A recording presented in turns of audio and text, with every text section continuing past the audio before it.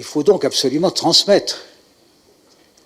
Vous avez vous-même, vous êtes nombreux à garder l'enseignement de vos pères, à avoir éprouvé les blessures de vos pays, à avoir connu le chagrin, la douleur des séparations, la présence de la mort, tout simplement par l'inimitié des hommes d'Europe entre eux.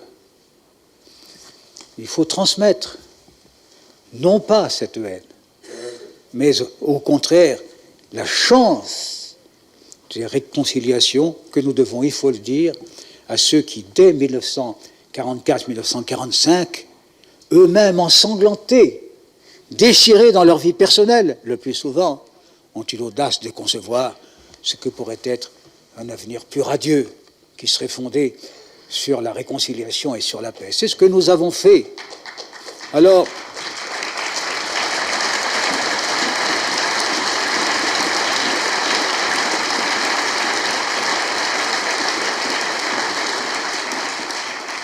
ce n'est pas acquis ma propre conviction comme ça par hasard. Ce n'est pas acquis dans les camps allemands où j'étais prisonnier, ou dans un pays qui était lui-même occupé, comme beaucoup d'entre vous. Mais je me souviens que dans une famille où l'on pratiquait des vertus, d'humanité et de bienveillance, tout de même, lorsqu'on parlait des Allemands, on en parlait avec animosité. Et je me suis rendu compte, lorsque j'étais prisonnier de guerre, évadé, c'est-à-dire en état de m'évader, en cours d'évasion, j'ai rencontré des Allemands. Et puis j'ai vécu quelque temps en Bade-Württemberg, dans une prison. Et les gens qui étaient là, les Allemands avec lesquels je parlais, je me suis aperçu qu'ils aimaient mieux la France que nous n'aimions l'Allemagne.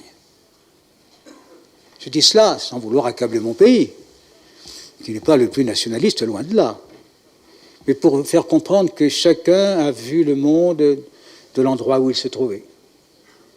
Et ce point de vue était généralement déformant. Il faut vaincre ces préjugés.